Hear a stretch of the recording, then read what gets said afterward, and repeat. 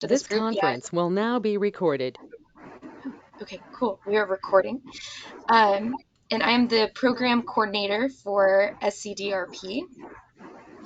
And so today, our agenda, we have a speaker, Luz Agudelo, who I'll give a brief background on in just a little bit. We'll follow up with a few partnership announcements, and then we'll spend the remaining of the time with some roundtable discussion or roundtable sharing of resources, or any other updates from you all. Great. So we'll go ahead and get started. Today we have Luz Estella Agudelo with us today, who is a certified floodplain manager. Oh, and maybe, I don't know if it's mine here, but maybe if we're not speaking, you wouldn't mind putting yourself on mute. That would be great. Okay, cool. So we have Luz Agudelo here as a certified floodplain manager coordinator for the Building Inspection Services Department in Charleston County, South Carolina. Luz is a Colombian-American industrial engineer, bilingual Spanish, with 16 years experience in policymaking and implementation and outreach to diverse communities. She joined Charleston County in 2014 with a concentration on zoning and regional planning. Luz earned her Master's of Science in Environmental and Sustainability Studies in 2020, where she focused her research on sea level rise and its impacts on the Charleston environment, and particularly its people. So Luz has focused her work on floodplain management and resilience processes, and we are excited to have her here today to share about her research on the risk perception of the Latinx community. So Luz, if you could go ahead and share your screen, I will see if I can stop sharing mine.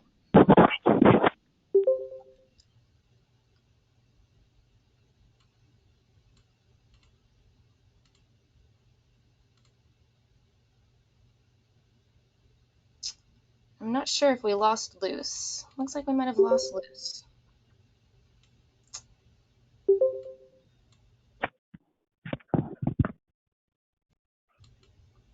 Luz, are you there? We practiced yesterday on this platform. I know she was having a little bit of issues connecting. So maybe we'll hold on a second, see if she pops back on.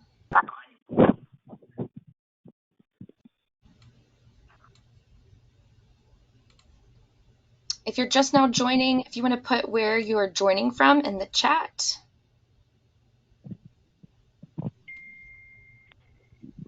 I'm located in Raleigh, North Carolina, and it is a dreary day.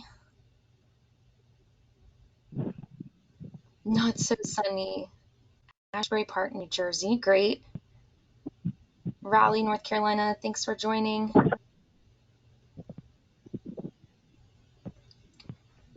Maybe while we are waiting on Luz, what I'll do is share our partnership updates. So I'll share my screen again. Central Florida, cool.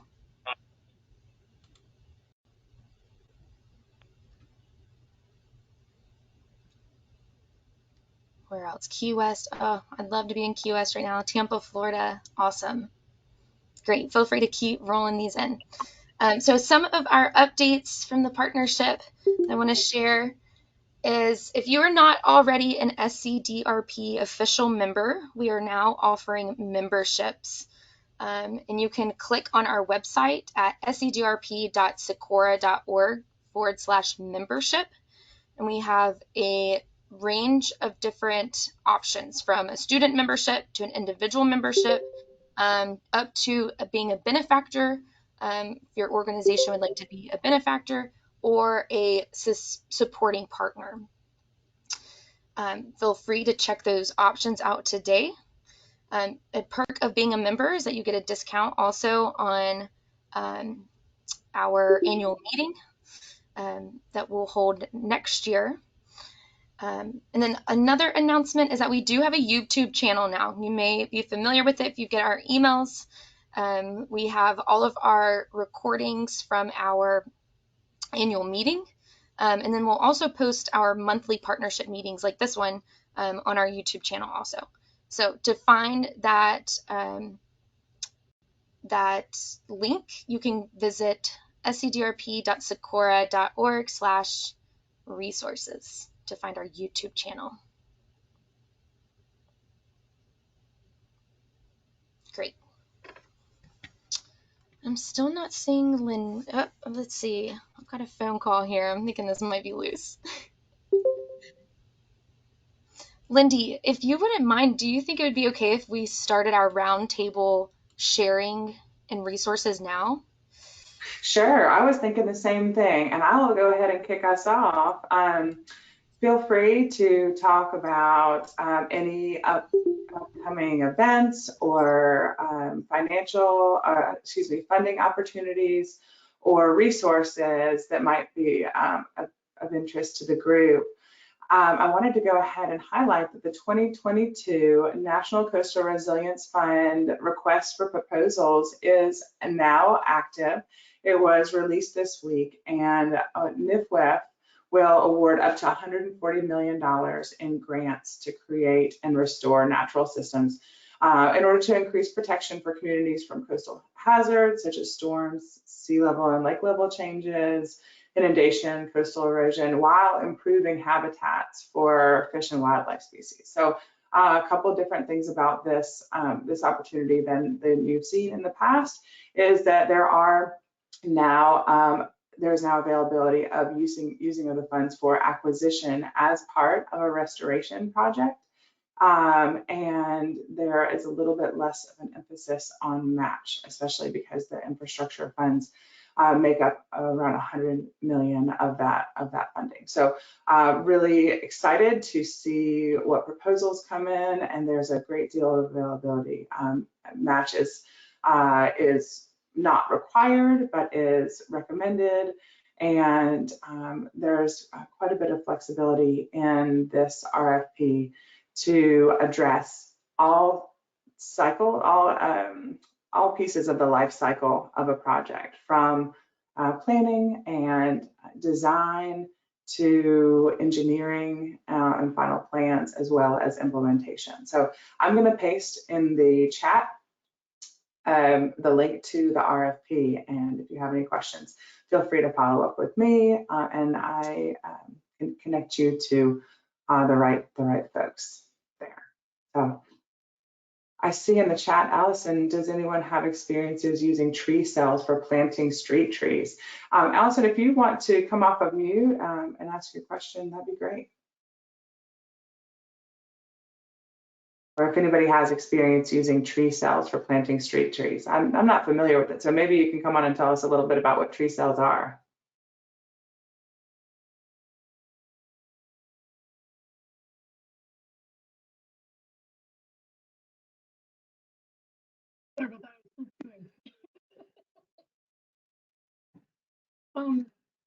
Yeah, the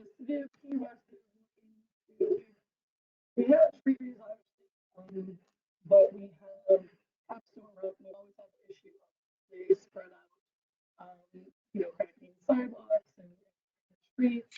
I'm having a really hard time hearing you. Am I the only one? Maybe it's just me. No, I'm having a hard time too, Lindy. I wasn't sure if it was me either. Yeah, no, I cannot hear either. Perfect. Okay. Oh, sorry. Is that better? Much better. Okay, great. Thank you. It's set to my laptop and it was closed. So yes.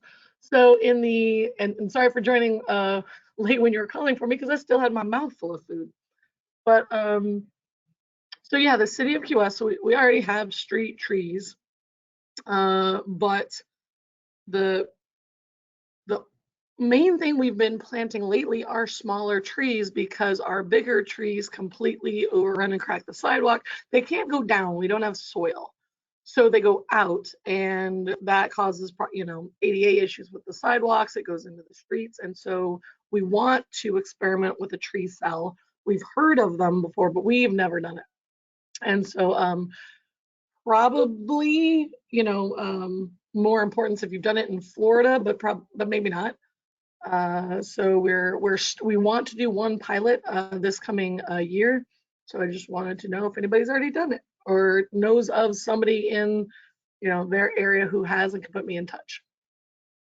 I'm glad to fill some time for you. Great, thank you. Yeah, it looks like George has an announcement as well. If anybody has any information about tree cells, maybe, I don't know if Miami has any experience with that, but maybe connect with Allison a little bit later. Allison, if you don't mind putting your information in the chat so anybody could, that'd be great. Go ahead, George. Yeah, George Bonner at the Coastal Institute on the Outer Banks. I mentioned this at the last meeting. We're working with the Department of Energy on a program that's focused on helping island and remote communities with their energy resilience and transition to renewable energy. It provides free technical support to the community, roughly over a year through the national labs, and we're the regional partner helping communities apply for this program. So we're really interested in getting more communities to apply from the Keys or the Gulf of Mexico. So if you know of a community interested, please reach out to me. The application is pretty simple. It's due the 15th of April for the next round of communities. We're currently in the first round, and we're working with two communities on the Outer Banks, but we'd really like to expand to other parts of the Southeast. So please reach out to me. Thanks.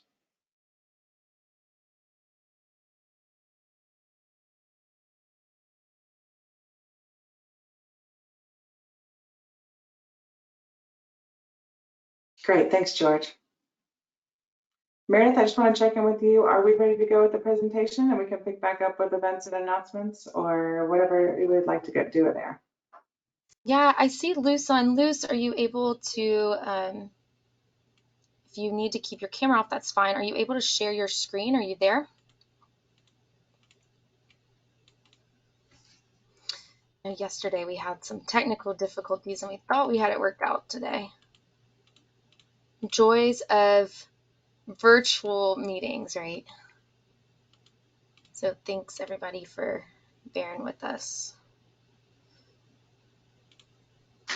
Are there any other announcements about possible funding opportunities or events or resources that are new that would be applicable to a broad range of resilience professionals or emergency management folks?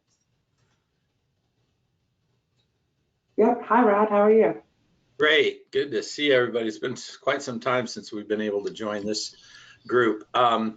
I just wanted to bring everybody up to speed real quick on the STORM Act, the new Resilience Revolving Loan, Multi-Hazard Revolving Loan Program that Congress passed in 2020. Former president signed it in 2021. Congress gave it $500 million in the infrastructure bill to get started. FEMA is currently writing the administrative rules. Our flood mitigation industries had a briefing with FEMA and their consultants on the rulemaking.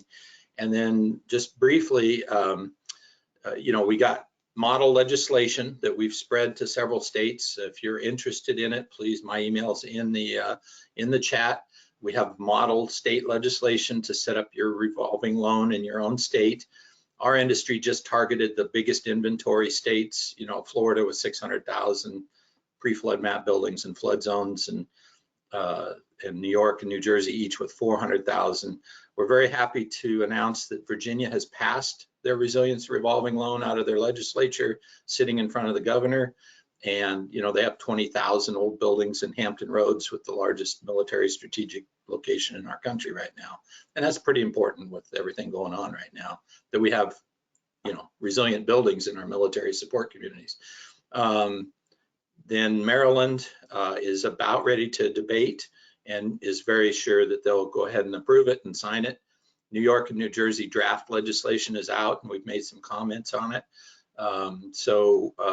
We're freeing up some time, hopefully, to start looking at next year to helping support, because the legislatures meet the first of the year based on our old agrarian economies back 150, 200 years ago. So we're really open to helping. We've been in communications with South Carolina and Charleston. So this program has two pots of money. One will be the appropriated monies that are open to everybody. So like Charleston, who's trying to figure out how to come up with $1 billion match for their Corps of Engineers project, they could borrow $1 billion from this program theoretically and pay it off over a long period of time. I know Jim Murley's looking at the huge core project down there in Miami-Dade. The match is some of the hardest money for localities to come up with.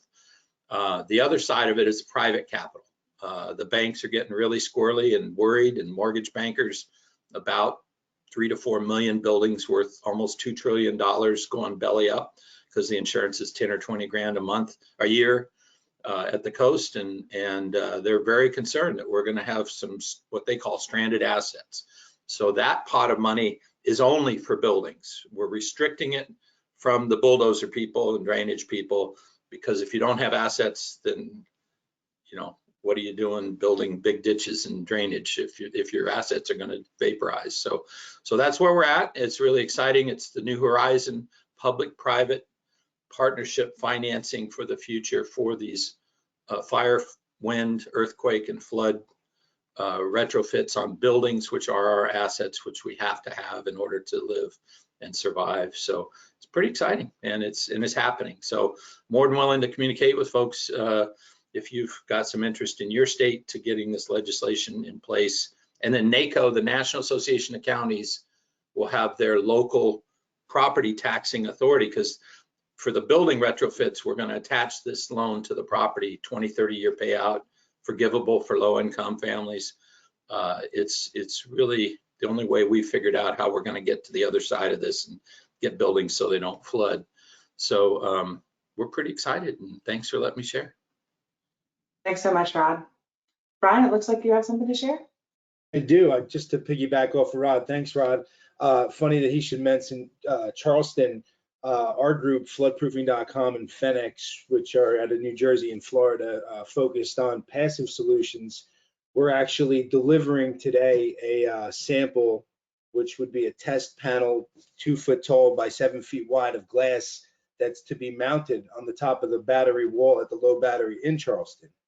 So Mayor Tecklenburg, thankfully, was reelected, and this is a kind of pet project of his. And, there's been a lot of talk around with the Army Corps and, like Rod had mentioned with Jim Murley down in Miami and in Charleston and other areas that need flood walls, the views are of the utmost importance, but we need to protect and preserve those views. So this is a great solution. We're excited. It's finally delivering after about 4 years of talk. So stand by for April 11th will be the unveiling, but hopefully we'll start to see some of these new technologies that we've really been putting a lot of horsepower into come out in these glass flood walls and flood-proof window systems. So very exciting. Interesting. I'm looking forward to hearing how that works and how effective it is and the results there. Thank you very much, Brian. I also wanted to share a resource from Pew Charitable Trust and American Flood.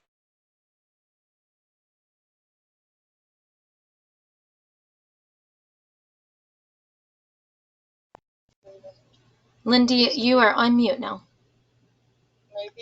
Oh, sorry. Apologize for that. Yes, so it's a state flood resilience and adaptation planning challenges and opportunities.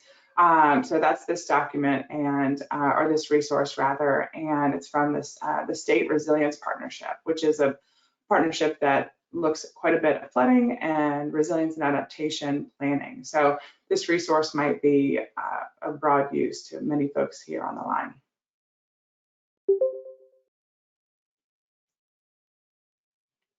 Okay, Meredith checking in. I think I heard Luz just a second ago, maybe.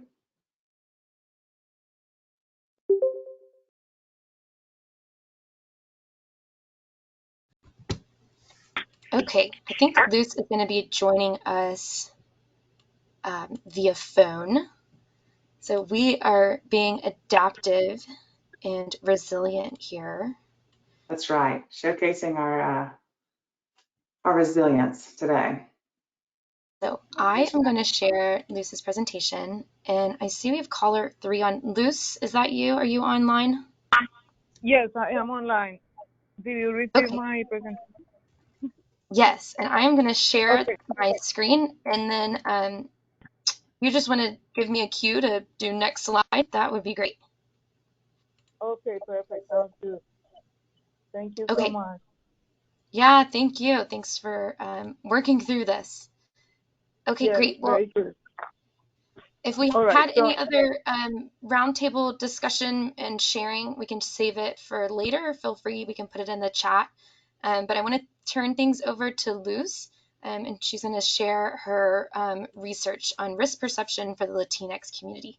So whenever you're ready, Luz, thanks for joining us today. good morning, everyone. Thank you so much, and thank you for the resiliency shown here. The Southeast and Caribbean Disaster Resilience Partnership members and everyone, thank you. So, thank you again for the opportunity to work this work and community resilience. On slide next. Community resilience. We are all familiar with the definition of community resilience, and we all talk about reaching out to underrepresented and marginalized populations. The key question here is how much do we know about our community's ability and capacity to adapt and to be resilient, and how do we assess that resilience of the community? So let's keep in mind the underlying two keywords for ability, which is the capacity, and also the adaptation of each one of the members of the community and also the families. We are looking at here at the research study of community resilience through the lens of vulnerability. So at the global scale, I would like to begin with a story. In October 2016, Hurricane Matthew was powering through to hit Charleston, South Carolina at a Category 5, which fortunately then downgraded to Category 1 before making landfall in Charleston. Matthew was an enormous mass of wind, rain, and power, aggressively approaching the area. So I was called to serve at the Charleston County Emergency Operations Center for the Citizens Information Line. I had a call from a woman that, with trembling voice, speaking Spanish, said that as soon as she saw the information on the TV news that this enormous mass of hurricane was coming to Charleston, she packed quickly and drove with her 3 children heading north I-26. And with a known destiny. She drove for 3 hours until she stopped somewhere. She didn't know where she was. She had no money, no food, and no place to stay. A few dollars. That's what she said on the call. And it was 8 p.m. 2 days before the Hurricane Matthew hit. That call, that scenario made me really cringe, and it provided me the increased sense of responsibility to, and also to the motivation to create this research. At the time, we didn't have that much information really from the EOC or Emergency Operations Center to help her, but eventually I was able to place her in a shelter. So the idea of resilience is connecting those systems from the disaster and floodplain management fields with the people and citizens, so they can be better off in a few years. Marginalized populations are especially vulnerable, just not to a single cause, and so it's important to find those opportunities to create the systems to support them. Oh, next slide, please.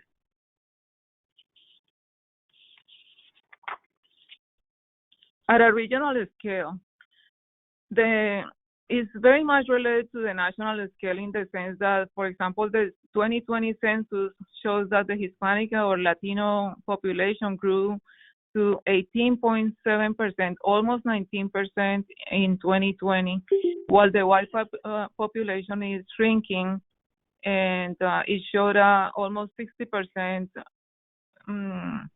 population of the white. These changing demographics at a national level, of course, trickle down to the regional scale. So here we are with two. Hold on one second. We had an issue with the communication, so we are kind of. Whoa. So I'm doing the presentation over the phone. Okay. Thank you. I'm sorry for the interruption. It's my my boss was helping here to figure it out. Thank you.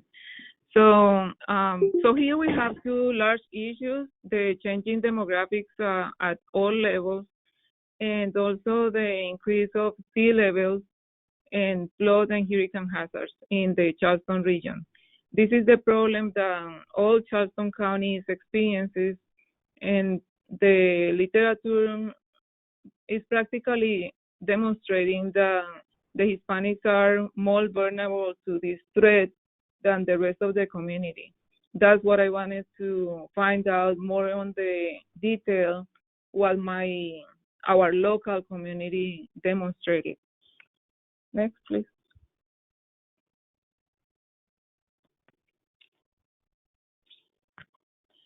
This is how vulnerability looks like in Charleston in reference to the flood and hurricane hazard.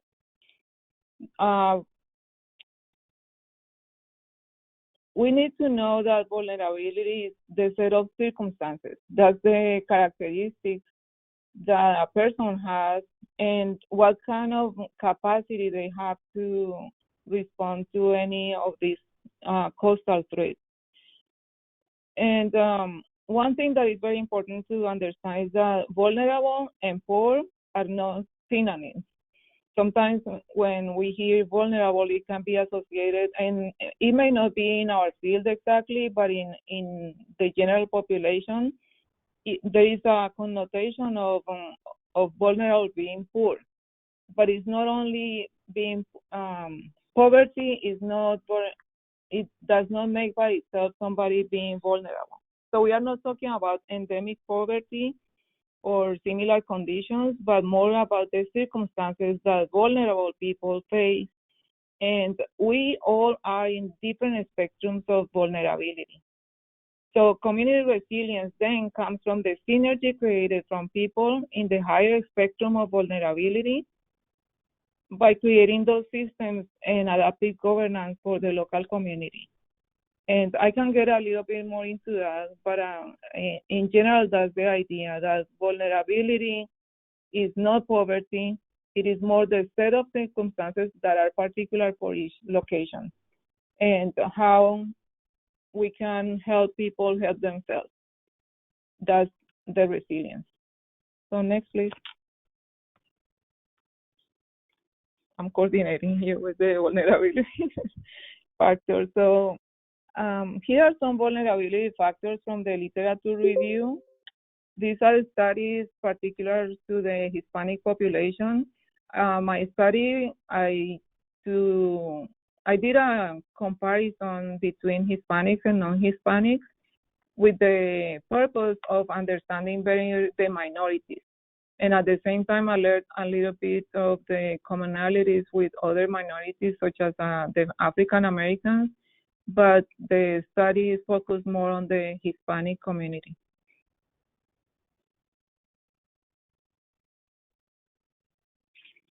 So the main question for all of us is, what are the drivers of local vulnerability?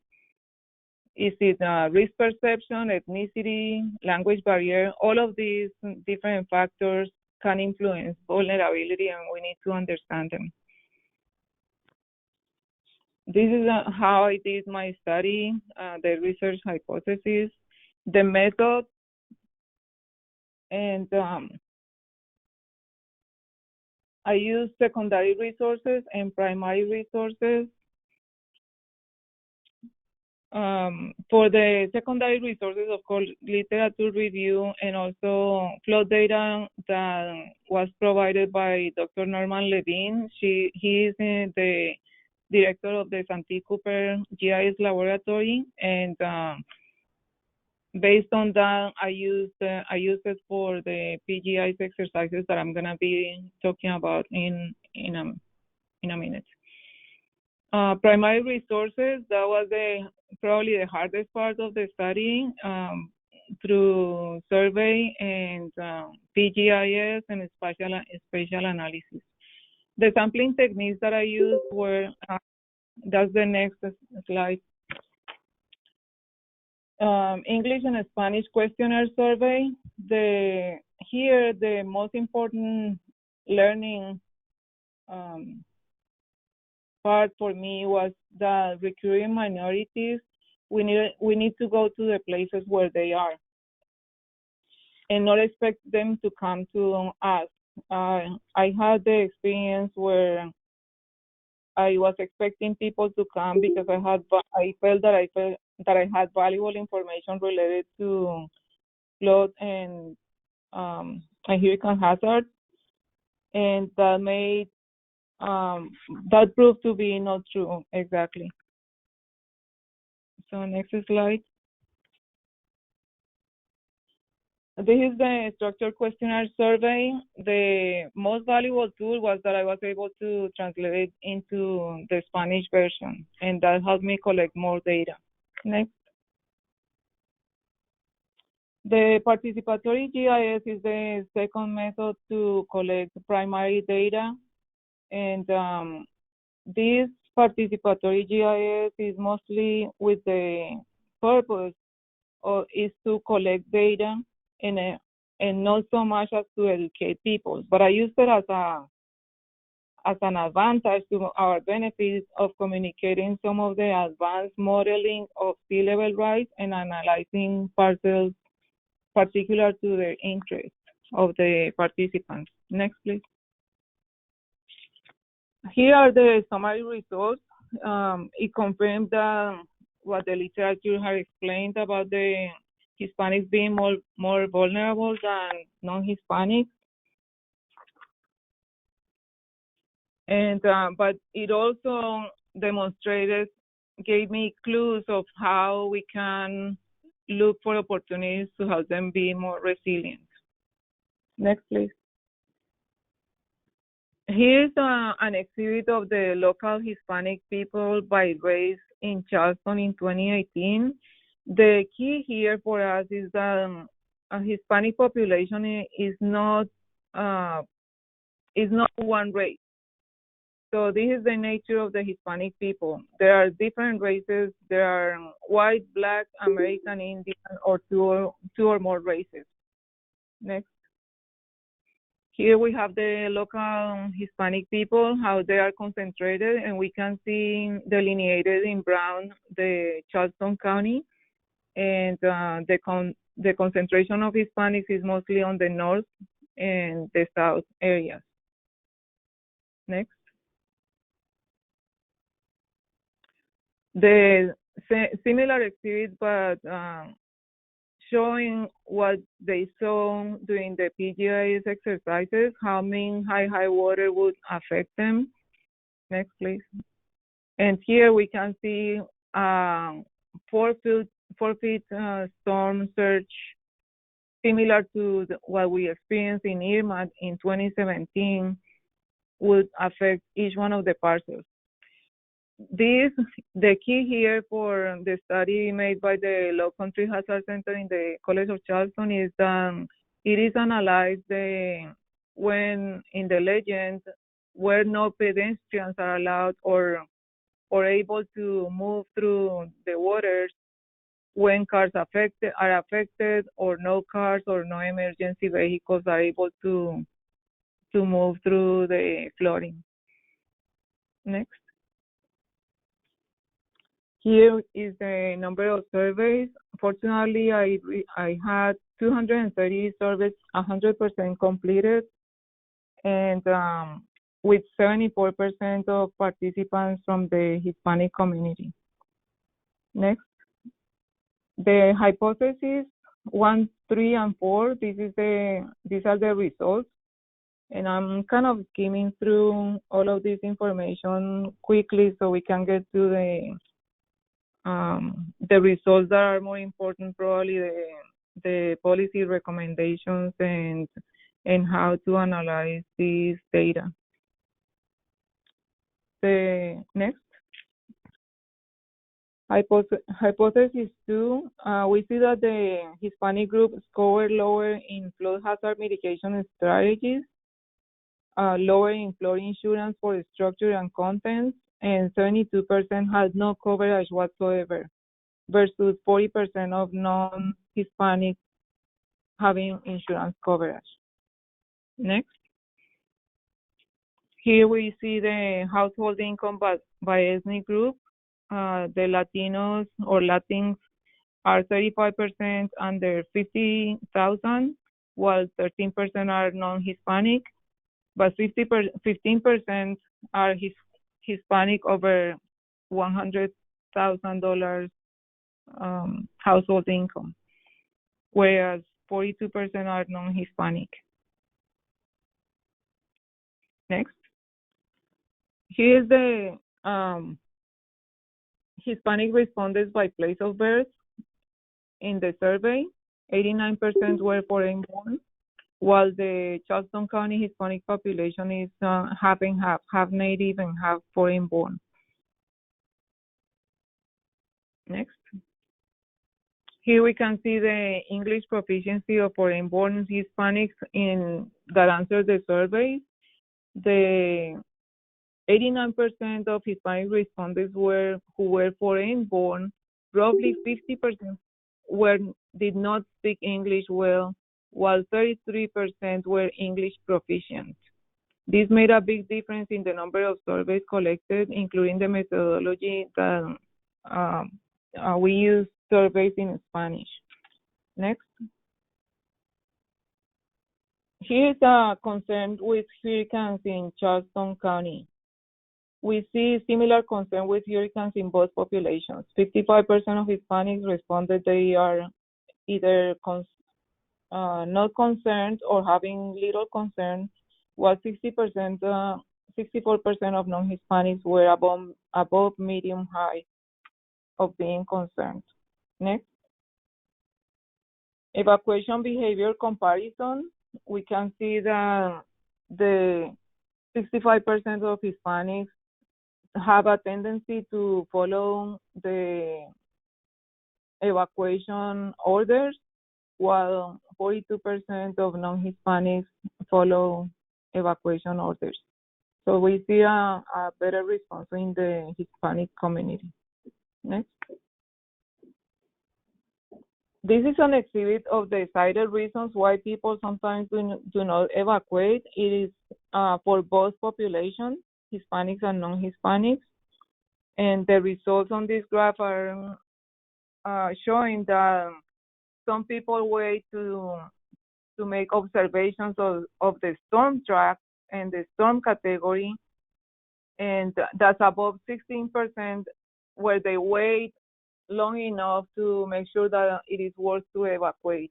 And that's why the second set of inconvenience of evacuating is very much high in the population, because it is actually expensive and a little bit complex to evacuate. Next. So here is an exhibit of the flood frequency 2 blocks from home. We can see that people are experiencing, both population groups have similar reactions. Next. The level of concern with flooding in their own neighborhoods. Both groups have similar levels too. Next. Percentage living in mobile homes. This is one of the factors where we see a big difference. 38% of Hispanics live in mobile homes versus 2% of non-Hispanics. Manufactured housing, actually, and mobile homes, we all know, are vulnerable structures when faced with high winds, and is greater than conventional site-built construction. Mobile home residents are killed at rates of 20 times greater than permanent home residents in tornadoes. And it wasn't until 1985 that newest construction in Charleston region was regulated to withstand the effects of most flood and hurricane events. However, mobile homes are still exposed and vulnerable, and makes people vulnerable too. Next. Here's a percentage of keeping emergency cash. The lower number of Hispanics keep emergency cash with 42 versus 52%, with just 10 points difference. But the highest difference is in the next slide, which is next, cash saved for emergencies. Only 22% of Hispanics save more than $1,000 versus 42% of non-Hispanics. We actually decided to go for low numbers because the surveys indicated that most Hispanics are in the lower bracket of how much money they can save for emergencies in most of the population. Next. So here are the results and kind of the key parts of this study. These dependent variables are the vulnerabilities that we have been talking about, the characteristics of that make people be more vulnerable or less vulnerable. So we can see that there is a constellation of vulnerabilities. It is not a single cause. So these are factors that increase vulnerability and decrease resiliency. Next. Here are more dependent variables, and it is grouped by the results from the survey. So for example, high renter occupancy is usually associated with substandard housing. It is also associated with the inability of the renter to flood-proof their home using, for example, shutters, because they are not going to spend the money if it is not their home. Next. So here's more data from the PGIS participant data, where the Latino people live, work, and play, and what observations they have made of the flooding in their own neighborhood or places where they go to. Next. This is the PGIS summary results. It is more in detail because you can actually, through the PGIS, the Participatory GIS, which is an exercise where there is a conversation with the participants, you can look more into the detail of what's going on in the community. So these are the results for the Hispanic community, and we can see that, for example, in the individual interest to protect personal property conflict with the common well-being. For instance, somebody in the group said that they had filled in the property, they didn't even get permits, but unfortunately they filled in at a time where it was allowed to do that before 1985, and so it resulted in other properties surrounding this particular property to be inundated. Next. Major findings is Hispanics on the sample have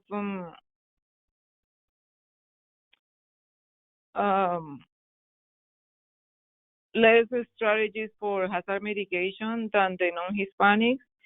I cannot claim that the structures observed in this sample will necessarily hold up in the population at large, but this is what the data demonstrated. Next. Here are more findings summary. The Hispanic population in Charleston is growing in number, not in percentage, but it's usually reported in percentage in the official reports of government. So it appears as if the Hispanic community were kind of static. If you are looking at a 5-6% year after year, but the actual numbers are really increasing. It's just that the white community is also increasing, so it kind of counteracts, and it appears as if it were not growing, this minority community. Next. Here are some policy recommendations. We identify and train local ambassadors. That's probably the highest recommendation that I would make to any policymaker, any disaster resilience coordinator or manager, that having people in the community that are bringing the news from them and feed us information, and we are able to create the systems to support and to cater to those needs is probably the most important part of the results of this study, because that way we can do outreach programs that are targeted to vulnerable populations, but in particular for our own local community. It's also important to consider that ambassadors, the opportunity to be ambassadors is distributed to the entire population, because there are also asymmetries in the sociopolitical power within the social classes in the Hispanic community, as it is in all of the different communities. And then the liaison position, for example, would be a great way to have that connection or that bridge between government and the citizens. Next.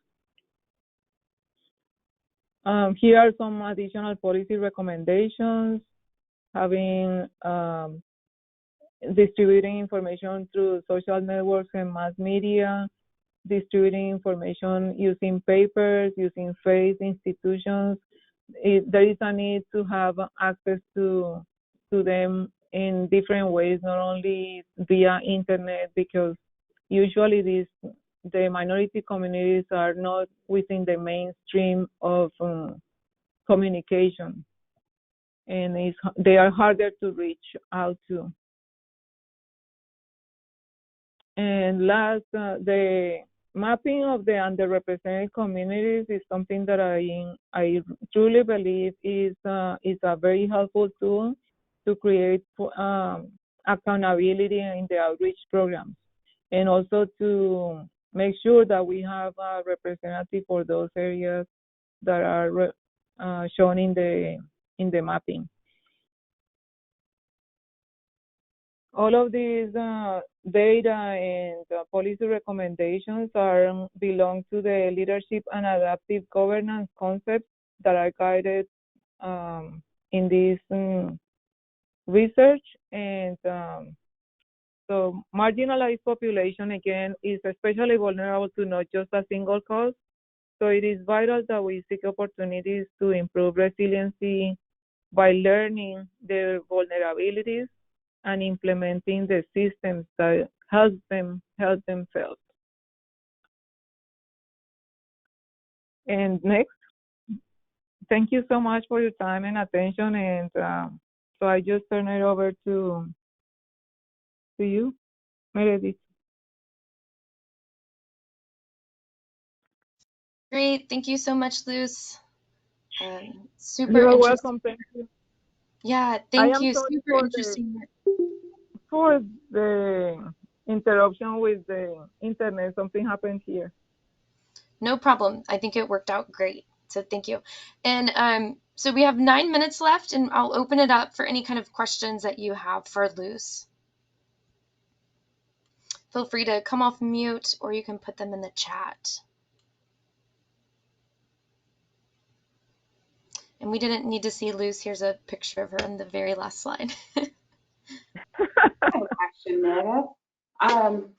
So is there a group or a particular community advocate that you have found useful? I mean, your survey has yielded some really great results.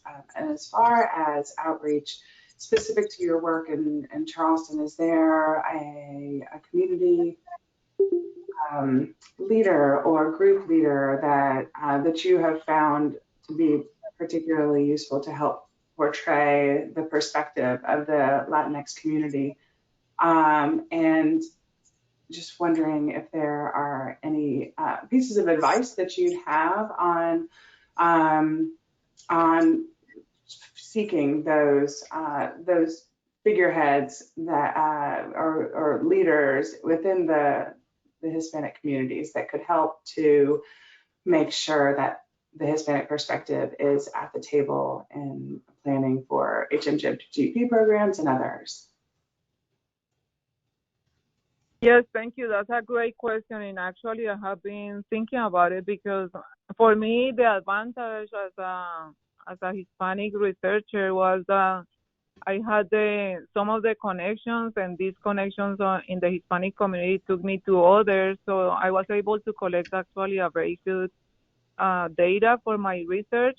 But I totally understand the limitations of other researchers that are trying to reach out to this community and don't have the connections yet.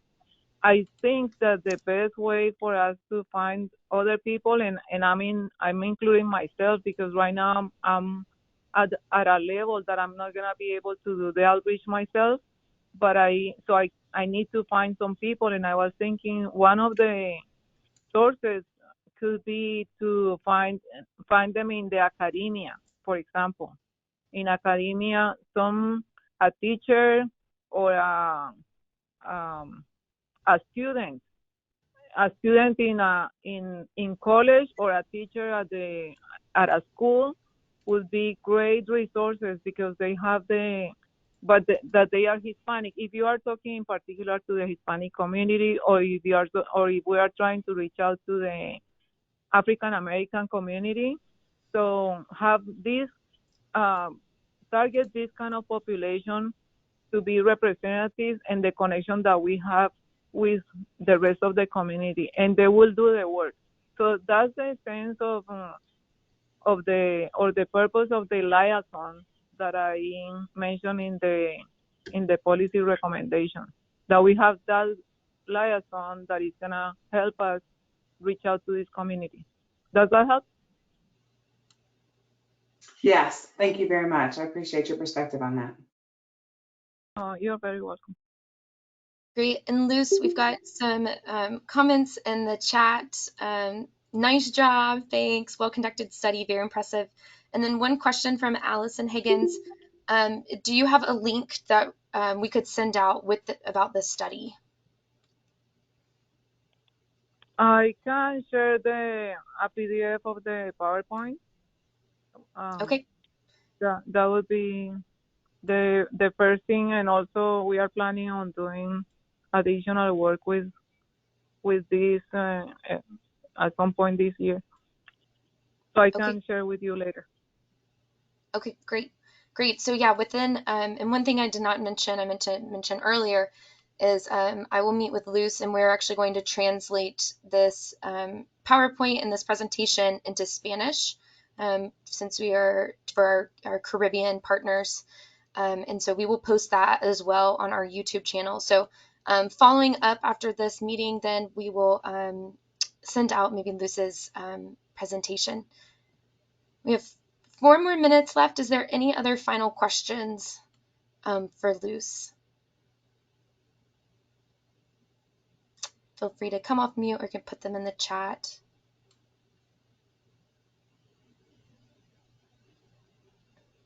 Yeah, Rod. Hey, Meredith, great presentation, Luz.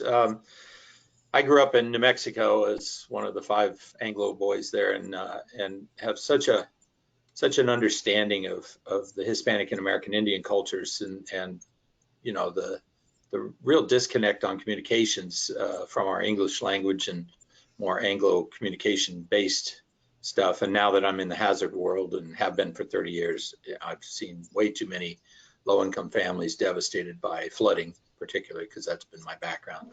How do we figure out? Yeah, I mean, that was a great sample. Questionnaires 100% completed. That was great.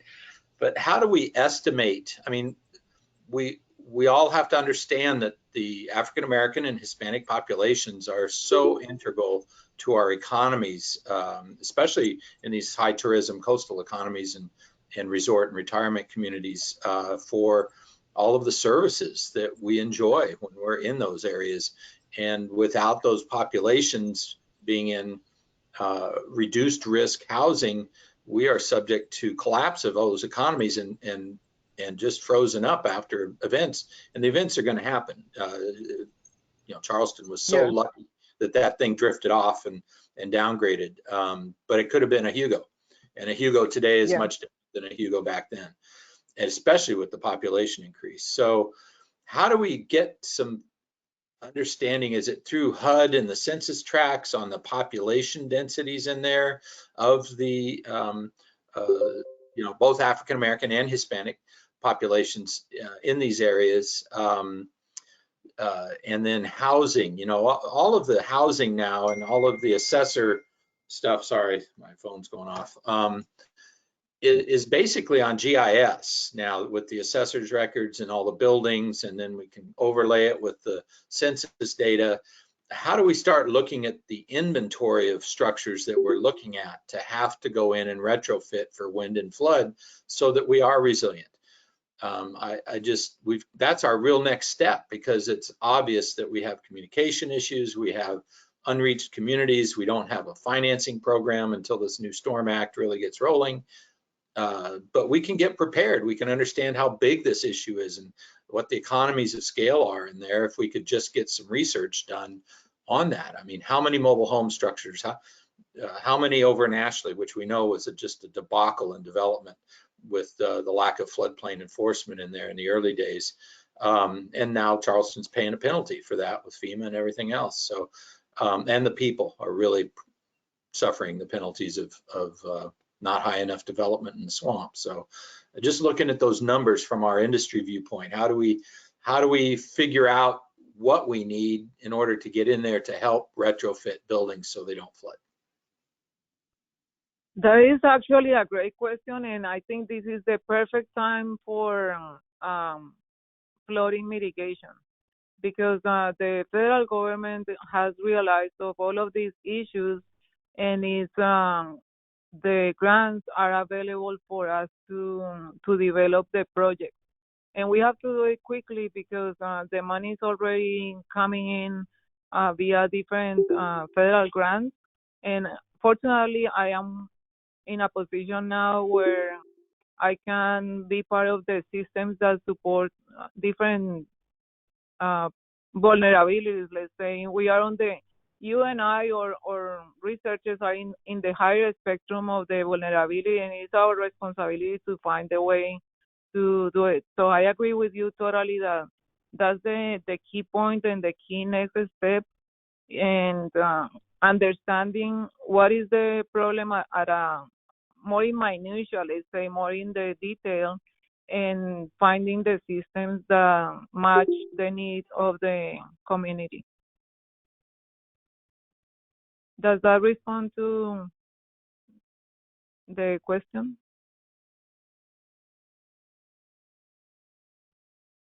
Yes, sorry, I had to get rid of that text that was binging. Can we be in touch after this, and maybe our industry could work with Charleston and figure a way to get a research grant in there in one of those colleges to get this data into a format that we can utilize for this coming financing program? We'll commit to that Of course. as an industry. Let's do that. Maybe Yes, we are happy to do that, and I have very much support from our director in building services. So you are really touching on something that is important to us. So thank you. Let's move forward. Yeah. Great. Thank you so much. Thanks so much, Rod, for your question. This is great. So I will send out Luz's information if you have any follow-up questions. We are 1 minute over time, 2 minutes now over time. So thank you all for logging on, and we will be in touch. Thank you, and hope you have a great day. Thank you, Mary, and everyone. Thank you so much, Luz. You're welcome. Bye-bye. Take care. Bye.